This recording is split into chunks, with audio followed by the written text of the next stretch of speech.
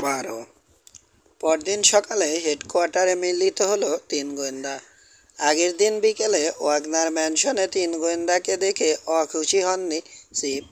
তবে খুশি হয়েছেন কিনা সেটাও বুঝতে দেননি, বরং গম্ভীর হয়ে মনে করিয়ে দিয়েছেন ওদেরকে কাকতাড়ুয়ার কেস থেকে দূরে থাকতে বলেছিলেন। বিপদ হতে পারে হুঁশিয়ার করেছিলেন আগেই, কিন্তু কান দেয়নি তিন গোয়েন্দা।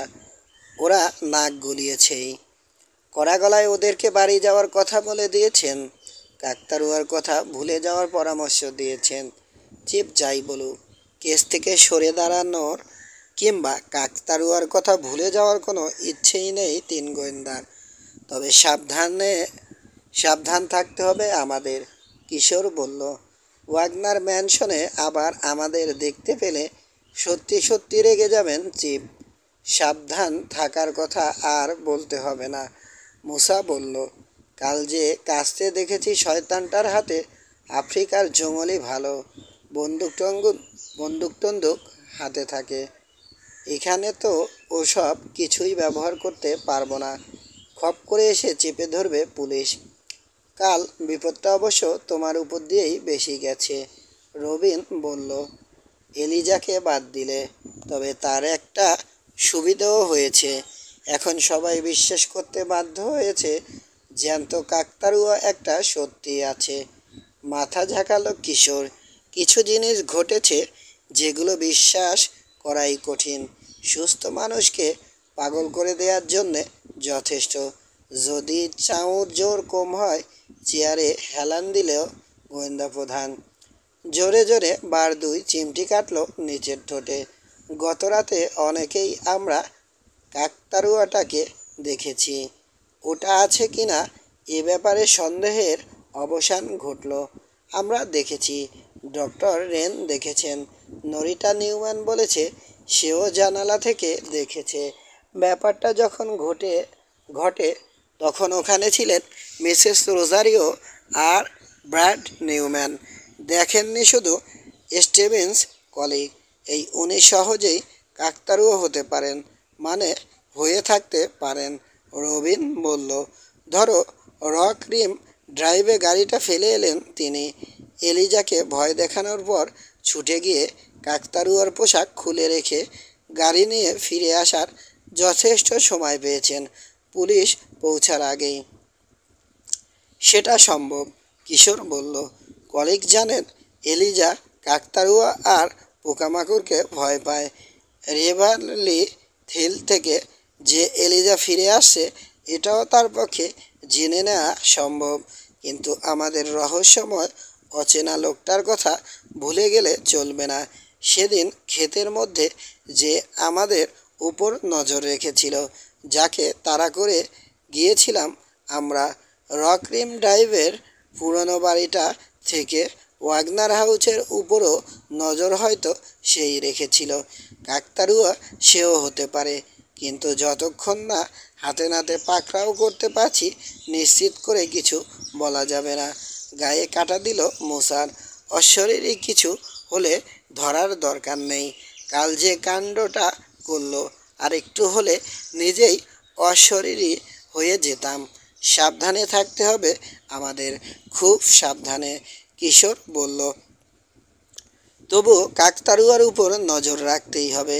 পুলিশ এখনও তেমন জড়ায়নি এর সঙ্গে, যেরকমটা আমরা জড়িয়েছি। ওটাকে দেখেছি আমরা, কিছু সূত্র আছে হাতে যেগুলো বেশ সাহায্য করবে।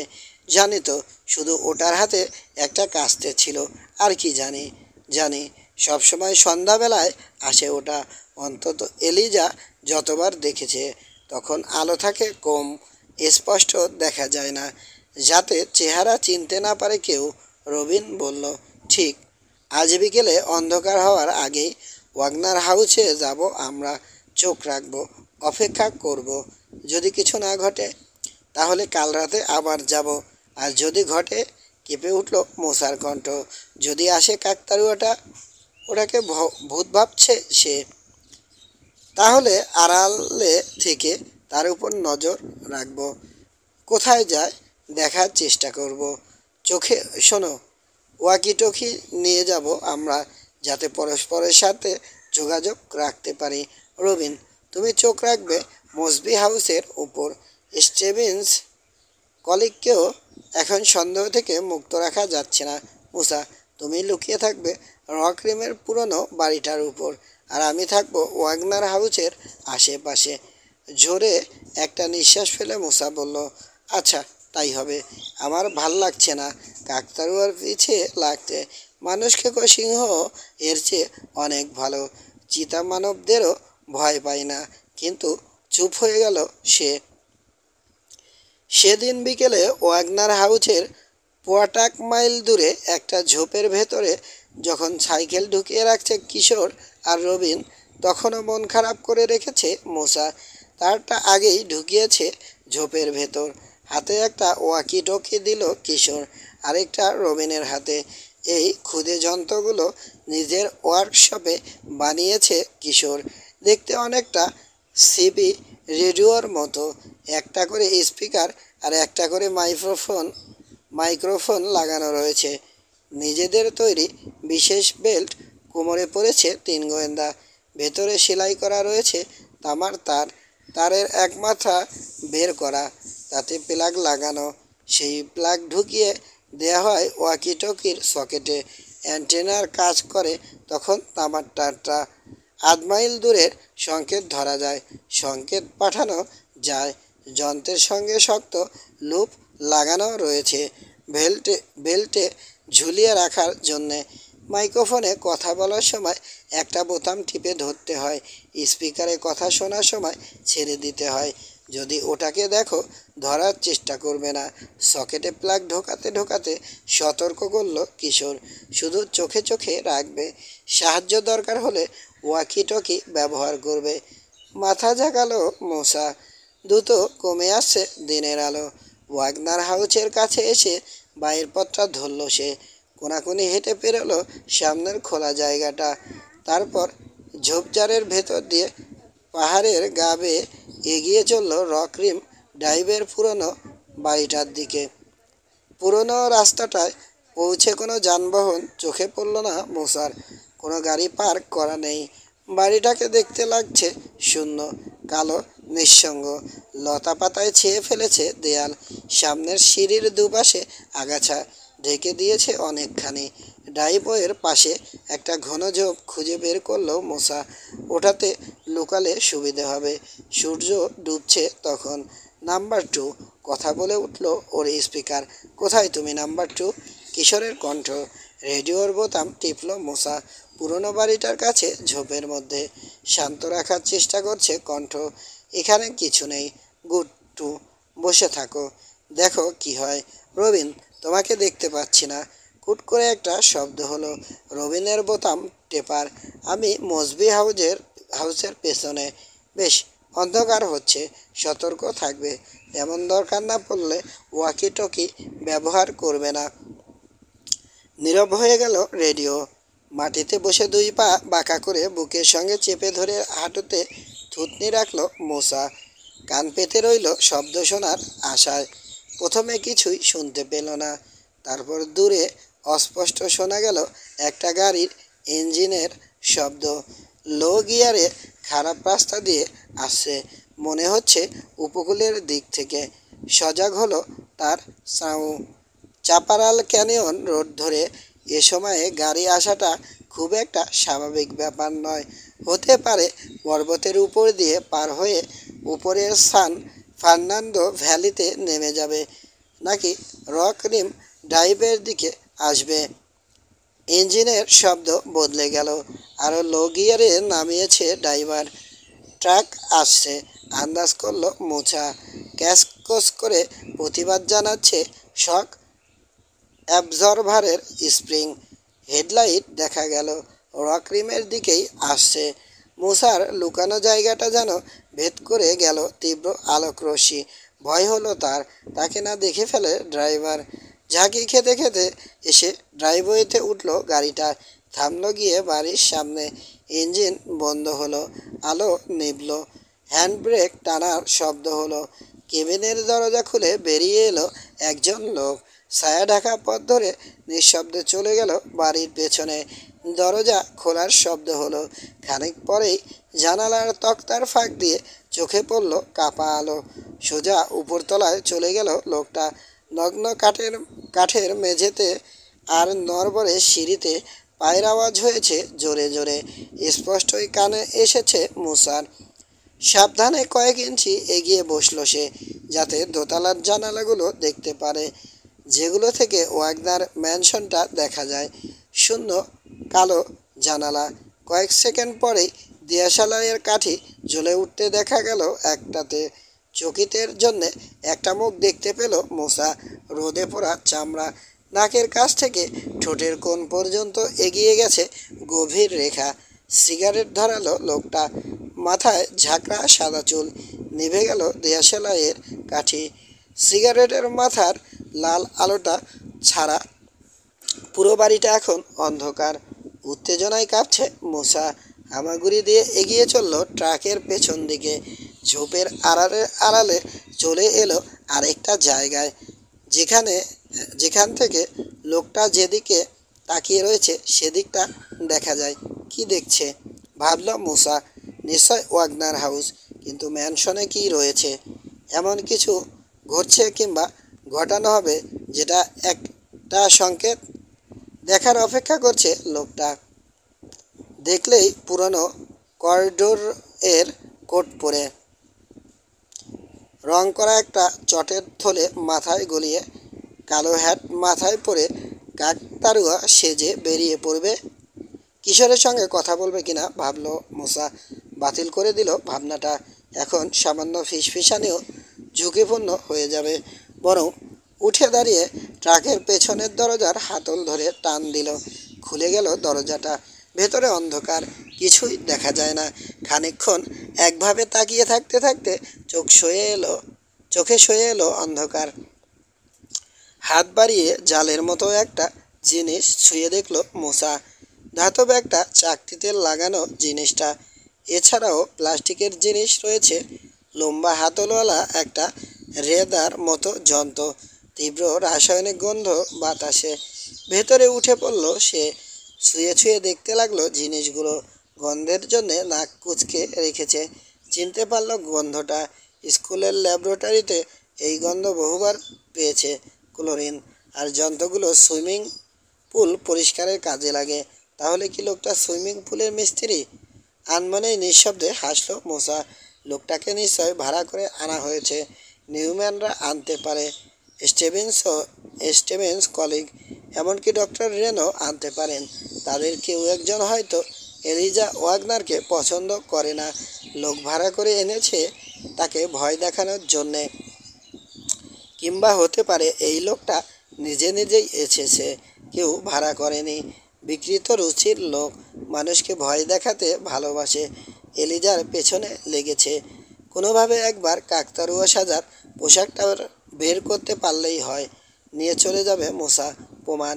হঠাৎ বরফের মতো জমে গেল মুসা। খামছে ধরেছে ট্রাকের ধার। নড়তে আরম্ভ করেছে যানটা। খাইছে।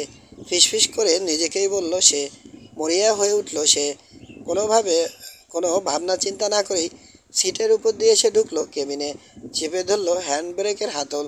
নষ্ট, ঢিল হয়ে আছে। তাড়াতাড়ি স্টিয়ারিং হুইল ধরে ড্রাইভিং সিটে বসে পড়ল। ঘুরিয়ে ঘাড়িয়ে ট্রাকের গতি আর দিক পরিবর্তনের চেষ্টা করলো।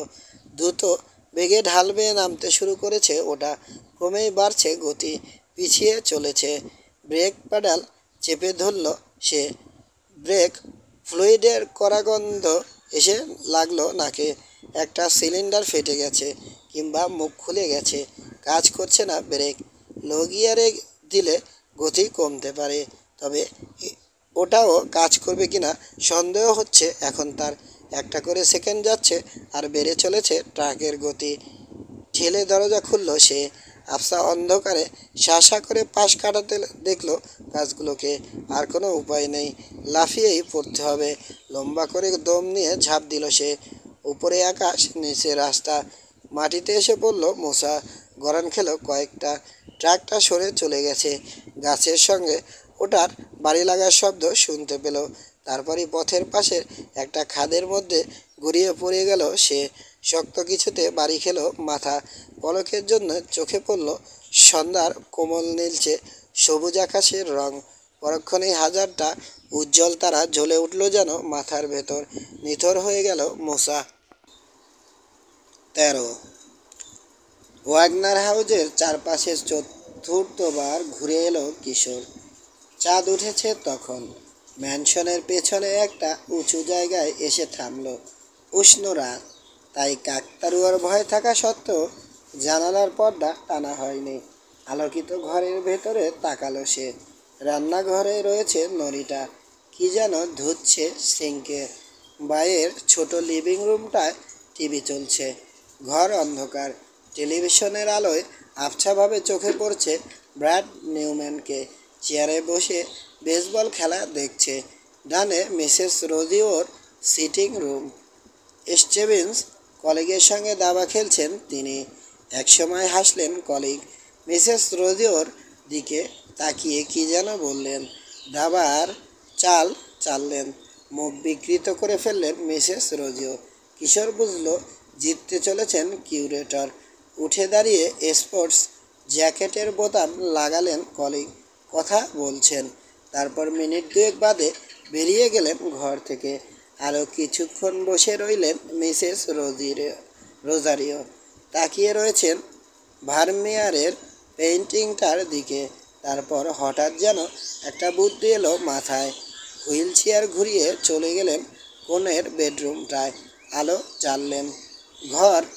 বড় একটা আলমারির কাছে গিয়ে ওটার দরজা খুললেন। হ্যাঙ্গারে ঝোলানো রয়েছে সারি সারি কাপড়।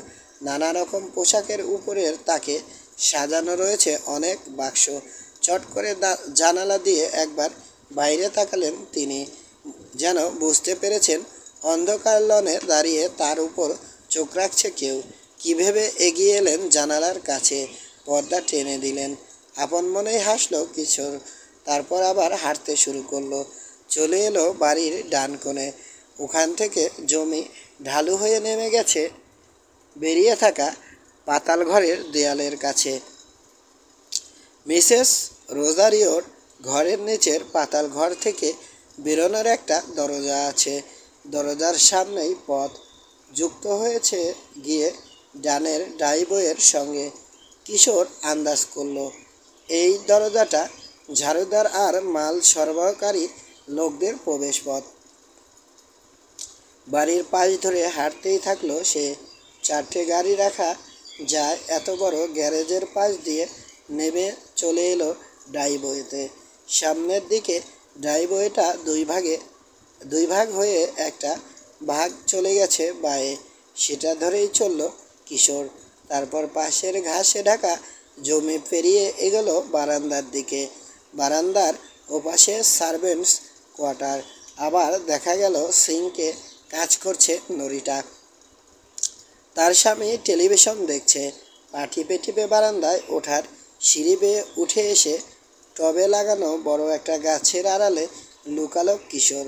বাঁয়ে লিভিং রুমের বিশাল জানালাগুলো সব খোলা। উকি দিয়ে দেখলো সে সোফায় আধশোয়া হয়ে আছে এলিজা ওয়াগনার। সামনের কফি টেবিলের উপর রাখা একটা পাশার ছক। তার সামনে একটা খাড়া পিঠওয়ালা চেয়ারে বসে রয়েছেন ডক্টর হেনরি রেনহার্ট। আলোয় চকচক করছে তার টাক। বুড়ো কুচকে তাকিয়ে রয়েছেন পাশার ছকের দিকে। ঘরের ভেতর ঢুকলেন কলিগ। তাকে বলতে শুনল কিশোর, ও শত্রুতা দেখি শেষ হয়ে গেছে। একটা বিশেষ শত্রুর সাথে লড়াইয়ের জন্যে একজোট হয়েছি আমরা, জবাব দিলেন রেন। পাশার ছক থেকে মুখ তুললেন না। ভালো ভালো, গুড নাইট জানাতে এলাম। ছুটিতে যাব তো, কিছু জরুরি কাজ সারতে হবে। ছুটিতে যাবেন? অবাক হলো যেন এলিজা। তাহলে মসবি কালেকশনগুলোর কি হবে? দর্শকরা আসবে না? মিউজিয়াম বন্ধ থাকবে। কলিগ বললেন, প্রতি বছরই আগস্টের শেষ দুটো হপ্তা বন্ধ থাকে জানো তুমি। আমি না থাকলে চারতলার একটা বাড়তি ঘরে একজন গার্ড থাকে, যাতে কিছু নষ্ট না হয় দেখে। তাই মিসেস রোজারিও খুব মিস করবে আপনাকে। তা কখন যাচ্ছেন? শুক্রবারে। যাবার আগে দেখা করে যাব অবশ্যই। ঘুরে বেরিয়ে গেলেন তিনি। তাড়াতাড়ি বারান্দা থেকে লনে নেমে পড়ল কিশোর। প্রায় দৌড়ে চলে এলো বাড়ির সামনের দিকে কলিগকে দেখার জন্যে। রাস্তা পার হয়ে মিউজিয়ামের দিকে চলে গেলেন কিউরেটর। মসজিদের এলাকায় রয়েছে রবিন। অন্ধকার থেকে বেরিয়ে এসে নিঃশব্দে হাত নাড়ল কিশোরের উদ্দেশ্যে, তারপর আবার অদৃশ্য হয়ে গেল। বারান্দায় ফিরে এসে উঠল কিশোর। দেখল হুইল চেয়ার চালিয়ে লিভিং রুমে ফিরে এলেন মিসেস রোজারিও। কোলের উপর বড় একটা বাক্স। এলিজা, শোনো, কোমল গলায় ডাকলেন তিনি। তোমার খেলা হয়ে গেলে এসো, ছবিগুলো খুলে দেখব। কিসের ছবি? তোমার। ঠিকঠাক মতো সব করিয়ে আনতে অনেক দিন বসে থাকতে হয়েছে আমায়। সেই ব্লুবার্ডের থাকার সময় থেকে তোমার যত ছবি তুলেছি সব আছে এখানে। যখন থেকে বেশি বেশি বিদেশ যাওয়া শুরু করলে তার আগে পর্যন্ত সব আছে। চিন্তিত লাগলো মিসেস রোজারিওকে। তুমি এখানে আছো, ভালোই লাগছে, তবে এখন তোমার ইউরোপে থাকার কথা। কেন তোমার ভাইয়ের কাছে চলে যাও না? ভূমধ্যসাগরের ভূমধ্যসাগরে নিশ্চয় ঘুরছে এখনো, তাই না? ওর কাছে চলে গেলেই ভালো করবে। এই হতচ্ছাড়া কাকতাড়ুয়ার ভয় আর পেতে হবে না। উইলিয়াম দেখাশোনা করতে পারবে, তোমার কোনো অসুবিধে হবে না মিসেস রোজারিও। আমি ভাইকে বেকায়দায় ফেলে দিই, আপনি ভালো করেই জানেন। আর তাছাড়া আমি কিছুতেই যাব না ওই দানবটার ভয়ে। শয়তানি করে আমার বাড়ি থেকে বের করে দেবে, এ কিছুতেই হতে দেব না। ঠিক আছে, যা ভালো বোঝো। বাক্স খুলে ছবি বের করে দেখতে শুরু করলেন মিসেস রোজারিও। পা টিপে টিপে বারান্দা থেকে নেমে এলো কিশোর। আবার চলল তার টহল। অস্বস্তি বোধ করছে। লিভিং রুমেই কোনো একটা ব্যাপার নাড়া দিয়েছে তাকে। কিছু একটা গোলমাল রয়েছে ওখানে, তবে সেটা কি বোঝার আগেই তার মনে হলো ইউক্যালিপটাসের ছায়ার মধ্যে কে যেন হাঁটছে। ধরাস করে এক লাফ মারল তার হৃৎপিণ্ড। কাকতাড়ুয়া, হ্যাঁ ওটাই হবে। কলিগ চলে গেছেন তার মিউজিয়ামে। ওয়াগনার ম্যানশনের বাসিন্দারাও সব ঘরের ভেতরে।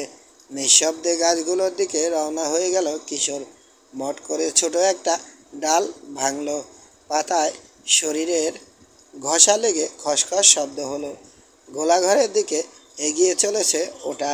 গাছের নিচের ছায়ায় পৌঁছল কিশোর। ওটাও বেরিয়ে এলো খোলা জায়গায়।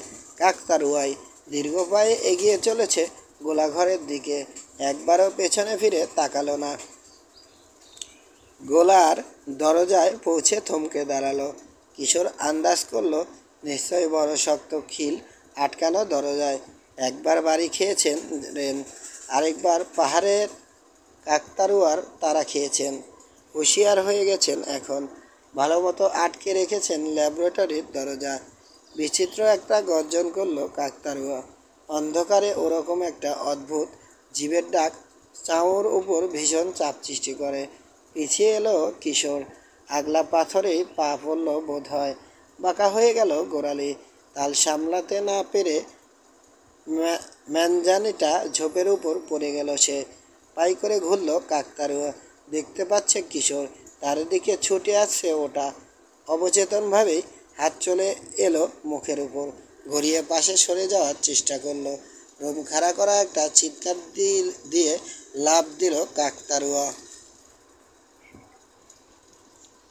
14। আঘাত বাঁচাতে তৈরি হলো কিশোর। গড়িয়ে সরে গেল। তারপর ঝটকা দিয়ে সরিয়ে ফেলল মাথা। আর একটা মুহূর্ত দেরি হলেই তার মাথায় লাগতো কাকতাড়ুয়ার বুট। তবে ওই একবারই। আর লাথি মারার চেষ্টা করলো না ওটা। ঝোপঝাড় ভেঙে ছুটে যেতে লাগলো। একা পড়ে রইল কিশোর, একা এবং অক্ষত। উঠে বসল কিশোর। শরীর কাঁপছে। দাঁড়ালো। টলমলো করে উঠল পা। দেহের ভার রাখতে কষ্ট হচ্ছে যেন। ওয়াকি টকিটা পড়ে গেছে। হাতড়ে হাতড়ে খুঁজে বের করলো ওটা। সুইচ টিপে বলল, রবিন। মুসা। গলা কাঁপছে তার। ওটা এসেছিল, আমি দেখেছি। শুনতে পাচ্ছ? রবিনের কণ্ঠ শোনা গেল। তুমি কোথায়? পাহাড়ের ঢালে ইউক্যালিপটাসের ঝাড়ের মধ্যে। মনে হচ্ছে ওয়াগনার হাউসের দিকেই গেল কাকতাড়ুয়াটা। না, এদিকে তো আসেনি, মোসা জানালো। কণ্ঠস্বর কেমন বদলে গেছে তার। আমিও একজনকে দেখেছি, তবে সেটা কাকতাড়ুয়া নয়, হতে পারে না। মিনিটখানেক আগেও পুরনো বাড়িটাতে ছিল, তারপর গিয়ে ট্রাকে উঠলো। হয়তো বুঝেছে আজকে রাতে সুবিধা হবে না, সোজা চলে গেল। লাইসেন্স লাইসেন্স নম্বরটা রাখতে পেরেছো? রবিন জিজ্ঞেস করলো। না সরি, কী ব্যাপার? উদ্বিগ্ন হয়ে জিজ্ঞেস করলো কিশোর। তোমার কিছু হলো টলো নাকি? না, তেমন কিছু না, পড়ে গিয়েছিলাম ব্যাস। ঠিক আছে, নজর রাখো, কাকতাড়ুয়াটা ওদিকেও যেতে পারে। রবিন, তুমি চোখ রাখো বাড়ির দিকে। তুমি কি করছো? জানতে চাইলো রবিন। কাকতাড়ুয়াটা কোথায় গেল বোঝার চেষ্টা করছি। খাইছে। কিশোর, সাবধান থেকো, খুব সাবধান, হুঁশিয়ার করলো মুসা। হুঁশিয়ারি রইল কিশোর। ছায়ার মতো নিঃশব্দে এগোলো ইউক্যালিপটাসের ঝাড়ের ভেতর দিয়ে। নিজেকে কাকতাড়ুয়া কল্পনা করে ভাবতে লাগলো, সে যদি ওটা হতো আর হঠাৎ চমকে যেত, তাহলে কোথায় যেত? তাড়াহুড়ো করে লুকানোর দরকার পড়লে? কান পেতে শুনছে কিশোর। ঝিঝির কর্কশ চিৎকার ছাড়া আর কোনো শব্দ নেই। ঝোপের কিনারে এসে দাঁড়িয়েছে সে। পাহাড়ের উপর মস্ত বাড়িটা চোখে পড়ছে। বারান্দার ওপারের জানালাগুলোয় উজ্জ্বল আলো। লোকজন দেখা যাচ্ছে, কেউ পাশা খেলছে, কেউ ছবি দেখছে, বা এমনি কোনো সাধারণ কাজ করছে।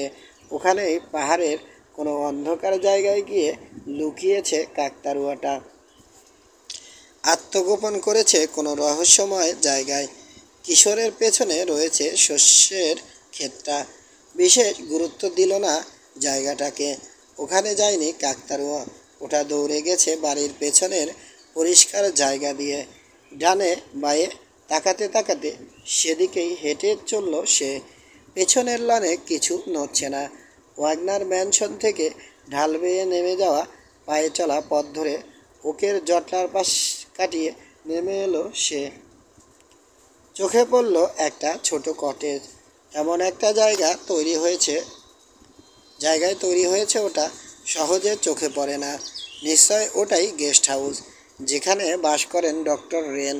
দাঁড়িয়ে দাঁড়িয়ে ভাবতে লাগলো কিশোর, রেনের ঘরে গিয়ে লুকানোর সাহস করবে কি কাকতাড়ুয়াটা? এখনও ওখানেই রয়েছে, নজর রেখেছে তার উপর। যদি কটেজটার পাশ কাটাতে চায় কিশোর, তাহলে কি করবে ওটা? হামলা চালাবে? রকরিম ড্রাইভের দিকে পালানোর চেষ্টা করবে? নাকি পাহাড়ের জংলা জায়গায় কোথাও লুকিয়ে পড়েছে ইতিমধ্যেই? ধীরে ধীরে ছোট ঘরটার দিকে এগোতে শুরু করলো কিশোর। কটেজের কাছে পৌঁছে সাবধানে উঠে এলো বারান্দায়। বুঝলো এই সতর্কতার কোনো প্রয়োজন নেই। তার উপর চোখ রেখে থাকলে এতক্ষণে তাকে দেখে ফেলেছে ওটা। দরজায় থাবা দিল কিশোর, যেন ডক্টর রেনের সঙ্গে দেখা করতে এসেছে।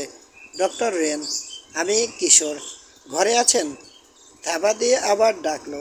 দরজার নব ধরে মোচড় দিল। ধক করে উঠল বুক। দরজার পাল্লাটাও ঠিকমতো লাগানো নেই, ঘুরে গেছে নব। ঠেলা দিয়ে খুলে ফেললো পাল্লা। অপেক্ষা করছে সে। কিছুই ঘটল না।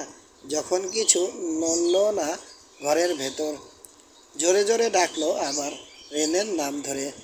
তারপর আনমনেই বলল, ঠিক আছে, একটা নোট রেখে যায় তার জন্যে। দরজার পাশে হাতড়াতে শুরু করলো। সুইচ পেয়ে টিপতেই একসাথে জ্বলে উঠল কয়েকটা বাতি। ছোট একটা লিভিং রুমের দরজার কাছে দাঁড়িয়ে রয়েছে কিশোর। মসৃে পড়ে গেছে লোহার আসবাবপত্রে। একটা পাথরের ফায়ারপ্লেস রয়েছে রান্নাঘরটার ডানে। একটা কাউন্টারের আড়ালে প্রায় ঢাকা পড়েছে ছোট একটা চোর কুঠুরি। লুকানোর কোনো জায়গা চোখে পড়ল না কিশোরের, তাই ঘরের শেষ প্রান্তের আরেকটা দরজার দিকে এগোলো। ওপাশে ছোট একটা হলওয়ে আছে, বাথরুম আছে, আর আছে একটা বেডরুম, তাতে দুটো বিছানা। বাথরুমে কেউ নেই। বিছানার নিচে, আলমারির ভেতরে কিংবা দরজার আড়ালেও লুকিয়ে থাকতে দেখা গেল না কাউকে। খালি বাড়ি। সন্তুষ্ট হয়ে লিভিং রুমে ফিরে যাওয়ার জন্যে ঘুরেই স্থির হয়ে গেল সে। মনে পড়ে গেল সৈনিক পিঁপড়ের উপর রেনের দেয়া বক্তৃতাগুলো। সৈনিক পিঁপড়ের গজখানেক চওড়া শাড়ি কখনো দেখেছ? তিনি বলেছিলেন। ভাবতে পারো, পিলপিল করে চলেছে ওরা। চলার পথে জীবন্ত যা কিছু পাচ্ছে সব কিছুর উপর চড়াও হচ্ছে। এমনকি বিল্ডিংয়ের মধ্যে পর্যন্ত ঢুকে পড়ছে মানুষের উপর আক্রমণ চালাতে। কল্পনা করার দরকার হলো না কিশোরের। চোখের সামনে দেখতে পাচ্ছে। চৌকাঠ আর পাল্লার মাঝের ফাঁক দিয়ে আসছে ওগুলো। হাজারে হাজারে মেঝে আর আসবাবপত্র ছেয়ে ফেলছে। একটা চেয়ার ইতিমধ্যেই ঢাকা পড়ে গেছে পিঁপড়ের চলমান কার্পেটে। আবার রেনের কথা মনে পড়ল কিশোরের। জ্যান্ত সব কিছুই ওদের খাবার? না, তা হতে পারে না। নিজে বলে নিজেই সান্ত্বনা খুঁজল সে। এগুলো সেরকম নয়, কারণ এগুলো আফ্রিকান পিঁপড়ে নয়। তারপর তার মনে পড়ল পাহাড়ের পিঁপড়েগুলো নতুন প্রজাতির, যাদের স্বভাব চরিত্র রেনও খুব কম জানেন। কল্পনায় দেখতে পাচ্ছে কিশোর, তাকে ছেঁকে ধরেছে পিঁপড়ে, কামড়ে কামড়ে মাংস তুলে নিচ্ছে, জ্যান্ত অবস্থায় খেয়ে ফেলছে একটু একটু করে। দাঁড়িয়ে থেকে পিঁপড়ের খাবার হতে চাইল না সে। এক দৌড়ে ঢুকে পড়ল বাথরুমে। জানালার কাছে এসে খোলার চেষ্টা করলো, পারল না। শক্ত করে লাগানো। জানালার কাছে এসে খোলার চেষ্টা করলো, পারল না। শক্ত করে লাগানো। এক টানে পায়ের একটা জুতো খুলল বাড়ি মেরে কাঁচ ভাঙার জন্যে। থেমে গেল। এই প্রথম খেয়াল করলো লোহার গ্রিল লাগানো রয়েছে, কাঁচ ভাঙলেও বেরোতে পারবে না। ঘুরে তাকালো আবার। এগিয়ে আসছে পিঁপড়ের দল। বন্যার পানির মতো ঘরের ভেতরে ঢুকছে। বেডরুমের বাইরে হল হয়ে ছেয়ে ফেলেছে দেখতে দেখতে। আটকা পড়েছে কিশোর। 15। মারাত্মক আঠালো কোনো তরলের মতো লাগছে পিঁপড়ের চলমান চাদরকে। হল হয়ে ছেয়ে এগিয়ে আসছে আরও আরও। ওয়াকি টকির বোতাম টিপল কিশোর। মুসা রবিন, চিৎকার করে বলল সে। পিঁপড়ে, লাখ লাখ পিঁপড়ে গেস্ট হাউজে, জলদি এসো। ডক্টর রেনকে নিয়ে। বেডরুমের দরজা দিয়ে ঢুকছে পিঁপড়ে। অবস্থা কি খুব খারাপ? জিজ্ঞেস করলো রবিন। হ্যাঁ, জলদি এসো, আটকা পড়েছি আমি। একটা বিছানায় এসে উঠল কিশোর। একটানে তুলে আনলো বেড কভারটা, যাতে মেঝে ছুঁয়ে না থাকতে পারে। দলা মসৃণ করে ফেললো বিছানার মাঝখানে। পায়া বেয়ে এমনিতেও উঠবে ওগুলো, তবে চাদর বেয়ে বেশি তাড়াতাড়ি উঠে যেত। যতটা দেরি করানো যায় তাই লাভ। মুসা, রবিন, জলদি এসো। ভেতরে ঢুকে ছড়িয়ে পড়ছে পিঁপড়েরা। আরও এগিয়ে এসেছে। রেডিওতে চিৎকার করে সাহায্য চাইল কিশোর। বাইরে কার পায়ের শব্দ এসে থামল। সর্বনাশ! শোনা গেল রেনের চিৎকার। কিশোর। রবিনের ডাক শোনা গেল। কোথায় তুমি? ঠিক আছো তো? বেডরুমে। প্রায় কোকিয়ে উঠল কিশোর। জলদি এসো। নরিটার কণ্ঠ শুনতে পেল সে। গালাগাল করছে পিঁপড়েকে। তাকে সরে দাঁড়াতে বললেন রেন। বেডরুমের জানালায় থাবা মারছে কেউ। পিঁপড়ের উপর থেকে চোখ সরিয়ে জানালার দিকে তাকালো কিশোর। দেখলো গ্রিলের ওপাশে মুসার উদ্বিগ্ন মুখ। তার পাশে রবিন।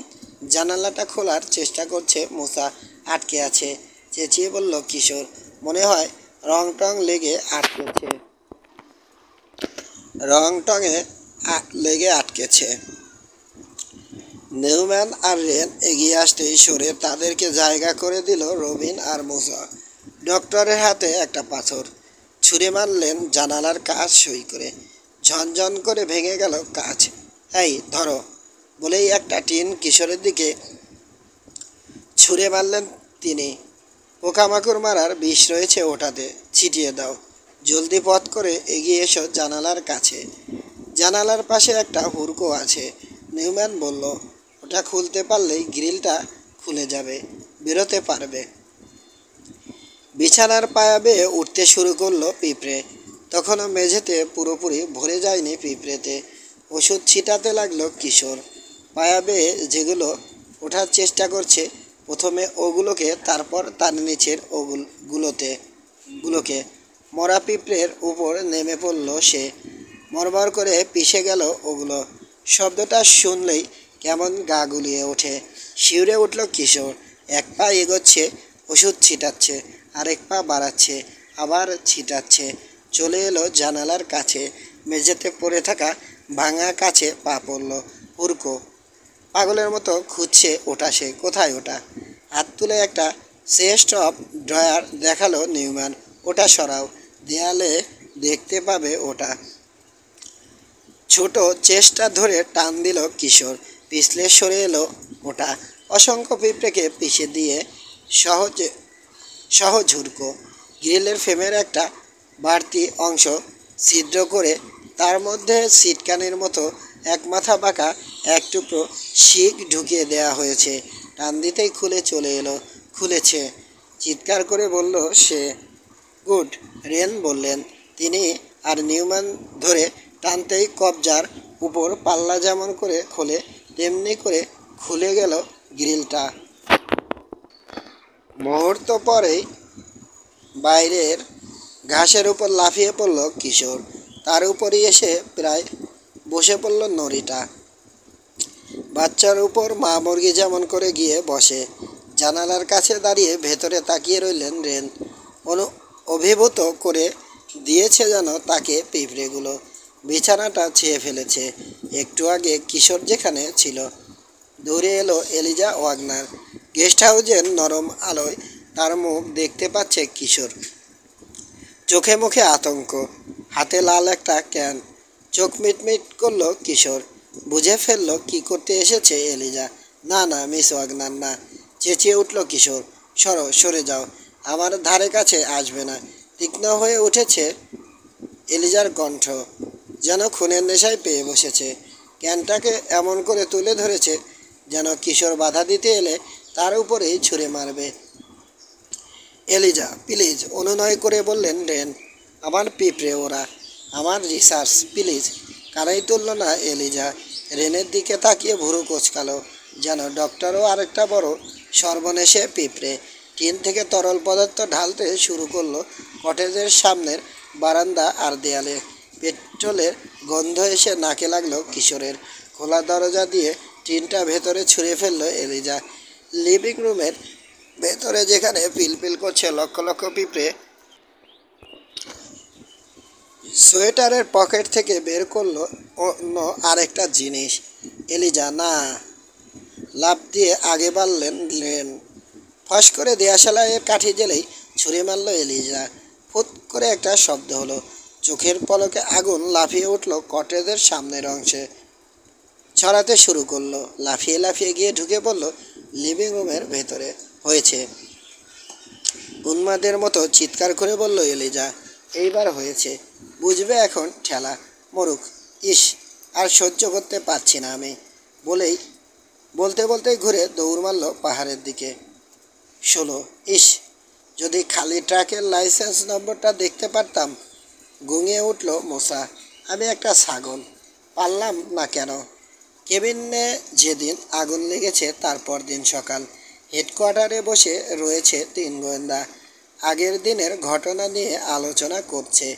পুল দেখাশোনার লোক রবিন বলল, এখন আমরা জানি তার কাজটা কি, আর তাকে খুঁজে বের করাও হয়তো কঠিন কিছু নয়।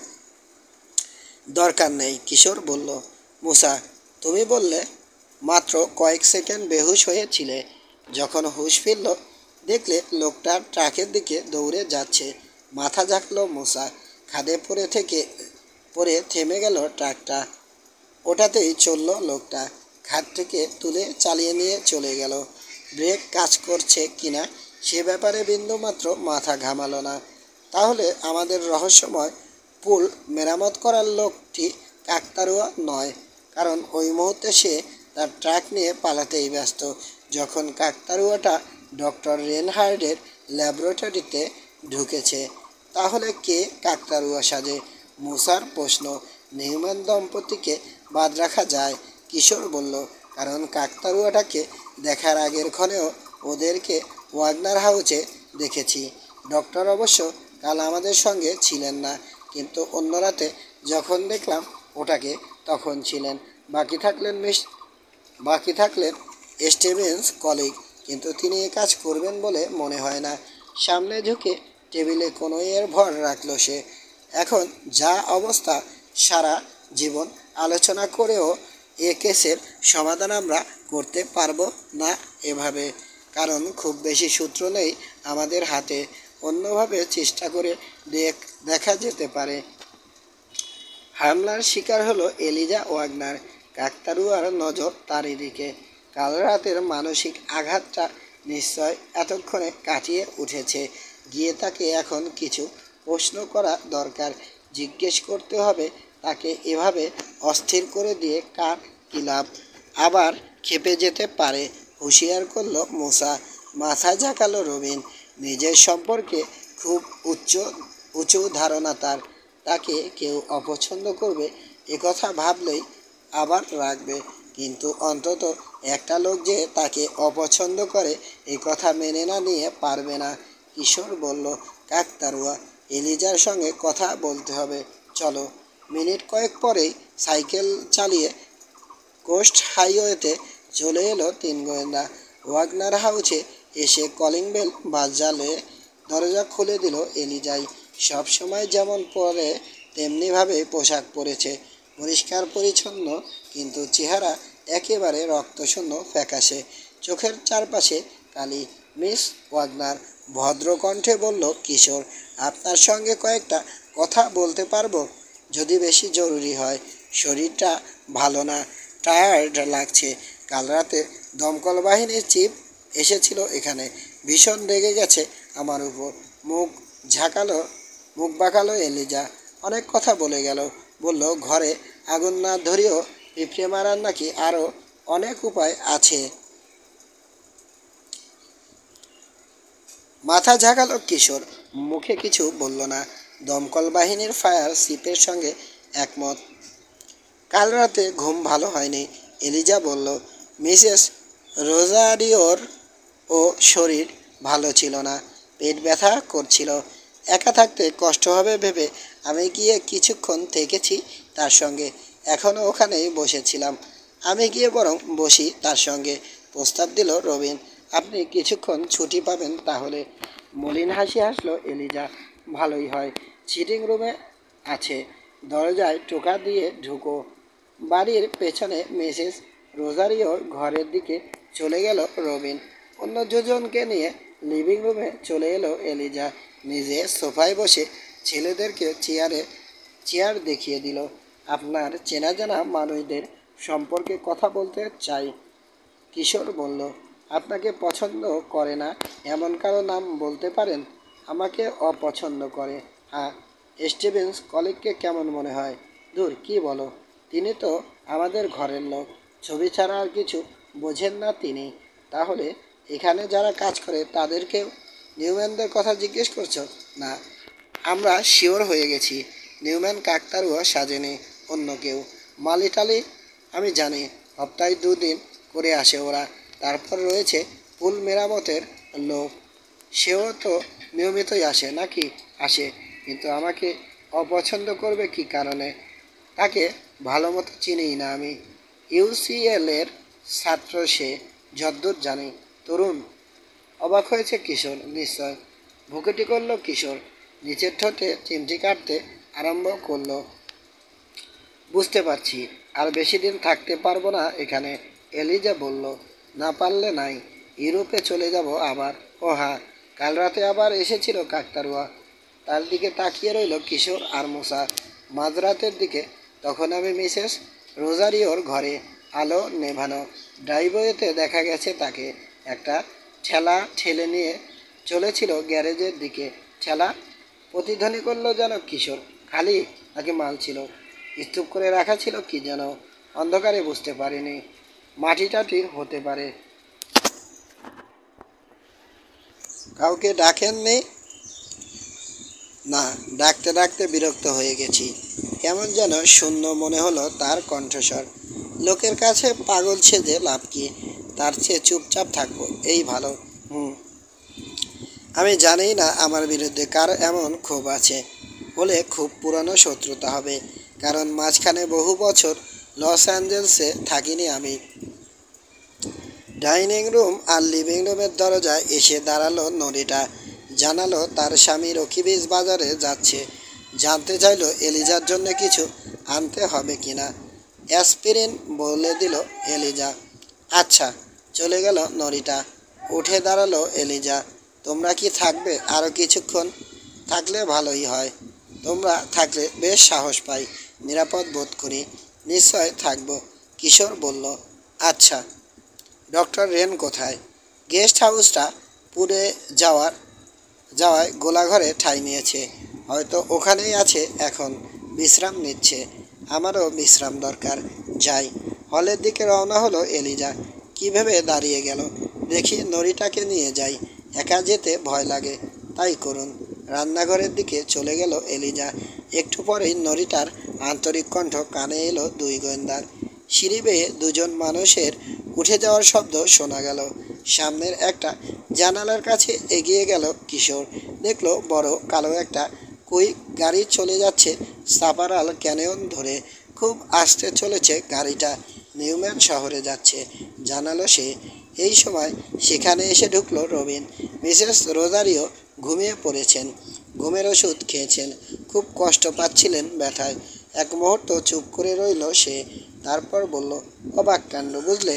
তার হুইল চেয়ারটা ঠেলে নিয়ে চলেছি বেডরুমে দিয়ে আসার জন্যে। মিউজিয়ামে ঝোলানো আসল ভ্যারমেয়ারটার কথা বললেন তিনি তখন।